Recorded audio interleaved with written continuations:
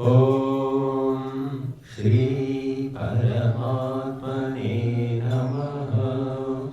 अथा चतुर्दशोऽध्यायः गुणत्रयविभागयोगः। श्रीभगवानुवाच परं भूयः प्रवक्ष्यामि ज्ञानानां ज्ञानमुत्तमं यज्ञात्वा मुनयः सर्वे परां सिद्धिमितो गताः। इदं ज्ञानमुपाश्रित्य मम साधर्म्यमागताः सर्गेऽपि नोपजायन्ते प्रलयेन व्यथन्ति च। मम योनिर्महद्ब्रह्मा तस्मिन् गर्भं ददाम्यहं सम्भवः सर्वभूतानां ततो भवति भारत।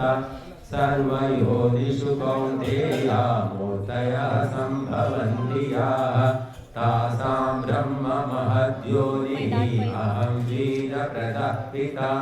सत्त्वं रजस्तम इति गुणाः प्रकृतिसम्भवाः निबध्नन्ति महाबाहो देहे देहिनमव्ययम्। तत्र सत्त्वं निर्मलत्वात् प्रकाशकमनामयम् सुखसंज्ञेन बध्नाति ज्ञानसंज्ञेन चानघ। रजोरागात्मकं विद्धि कृष्णासङ्गसमुद्भवं तन्निबध्नाति कौन्तेय कर्मसंज्ञेन देहिनम्।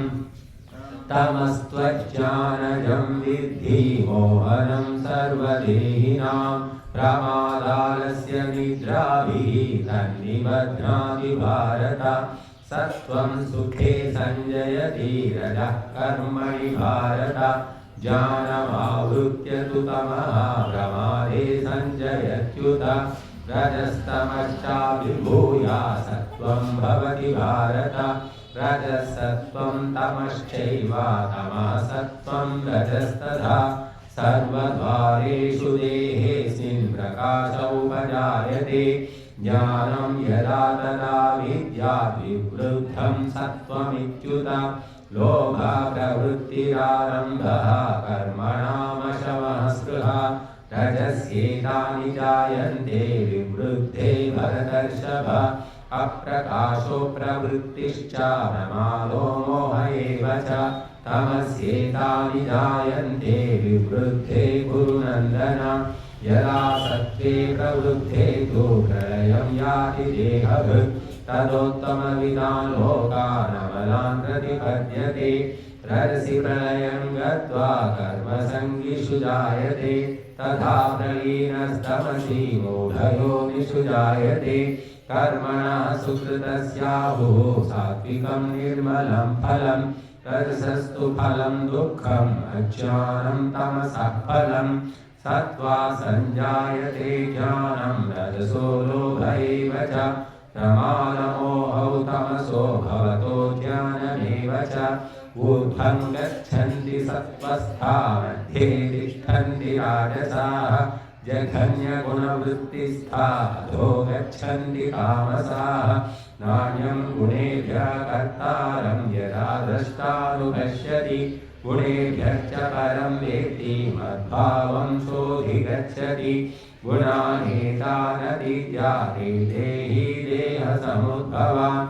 जन्म मृत्युजरा दुःखैः विमुक्तो मृतमश्नुते। अर्जुन उवाच कैर्लिङ्गैस्त्रीन् गुणानेतानतीतो भवति प्रभो। किमाचारः कथं चैतान् त्रीन् गुणानतिवर्तते। श्रीभगवानुवाच प्रकाशं च प्रवृत्तिं च मोहमेव च मानव।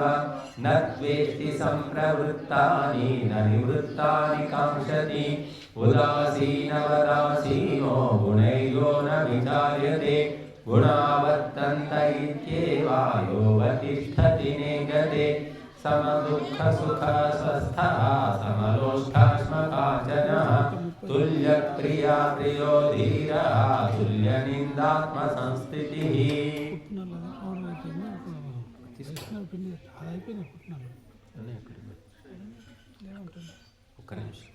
मानावमानयोस्तुल्यः तुल्यो मित्रारिपक्षयोः। सर्वारम्भपरित्यागी गुणातीतः स उच्यते मां च योग्यभिचारेण भक्तियोगेन सेवते सगुणान् समतीत्यैतान् ब्रह्मभूयाय कल्पते ब्रह्मणो हि प्रतिष्ठाहम् अमृतस्याव्ययस्य च शाश्वतस्य च धर्मस्य सुखस्यैकान्तिकस्य च ॐ तत्सदिति श्रीमद्भगवद्गीतासु उपनिषत्सु ब्रह्मविद्यायां योगशास्त्रे श्रीकृष्णार्जुनसंवादे गुणत्रय विभागयोगो नाम चतुर्दशोऽध्यायः।